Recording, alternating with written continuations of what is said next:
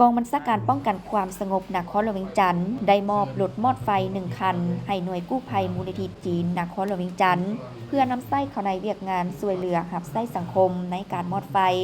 ซึ่งพิธีมอบหับได้จัดขึ้นในวันที่19 เมษายนที่มูลนิธิจีนนครหลวงเวียงจันทน์กล่าวมอบโดยพันเอกกงคณะหลังสุขของหัวหน้ากองบัญชาการป้องกันความสงบนครหลวงเวียงจันทน์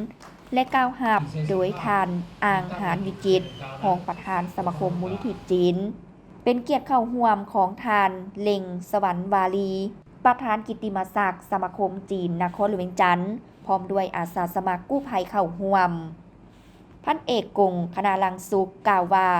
นครหลวงเวียงจันทน์แมนศูนย์กลางทางด้านเศรษฐกิจวัฒนธรรมสังคมมีพลเมืองอาศัยอยู่หลายเป็นการปลุกสร้างอาคารที่อยู่อาศัยหลายและมีความแออัดย้อนแนวนั้นจึงปราศจากบ่ได้เรื่องอัคคีภัยที่อาจจะเกิดขึ้นเมื่อเกิดขึ้นแล้วมันได้สร้างความเสียหายต่อสังคมครอบครัวชุมชนอย่างหลวงหลายและยามผ่านมามูลนิธิจีนได้เป็นส่วนหนึ่งประกอบส่วนช่วยเจ้าหน้าที่ได้เป็นอย่างดี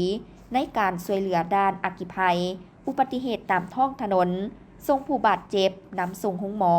และช่วยเหลือด้านอื่นๆโอกาสดังกล่าวยังได้แสดงความขอบใจอย่างจริงใจต่อมูลนิธิจีนสมาคมจีนพ้นทะเลประจำลาวที่ยามใดก็ให้การสนับสนุนและช่วยเหลือประชาชนลาวในการแก้ไขปัญหาอัคคีภัยก็คืออุทกภัยระยะที่ผ่านมาท่านไซประเสริฐตั้งสนะรองประธานสมาคมมูลนิธิจีนประธานศูนย์ช่วยเหลือชาวจีนพ้นทะเล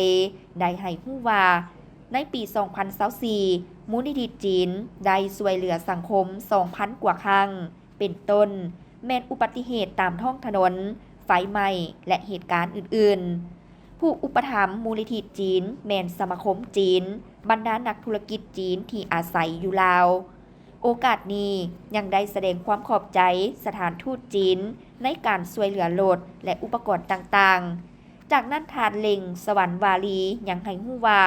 มูลนิธิจีนได้หับรถจากกองบัญชาการป้องกันความสงบนครหลวงเวียงจันทน์ถือว่าเป็นคันที่ 3และจะนำใส่รถเข้าในเวียกงานกู้ภัยให้เกิดผลประโยชน์สูงสุด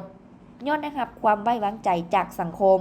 ปกสนครหลวงเวียงจันทน์จึงได้มอบรถให้ทางมูลนิธิจีนในการนำมาหมุนไซเข้าในเวียกงานและโอกาสเดียวกันทานยังได้แสดงความรู้บุญคุณอย่างล้นเหลือมายังกองบัญชาการป้องกันความสงบนครหลวงเวียงจันทน์ก็คือสังคมที่ให้ความไว้เนื้อเชื่อใจ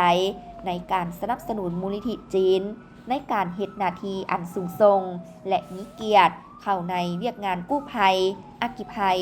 การกุศลต่างๆอันได้ประกอบส่วนอย่างตั้งหน้าเข้าในทันแถวเวียกงานต่างๆภายในประเทศตลอดมา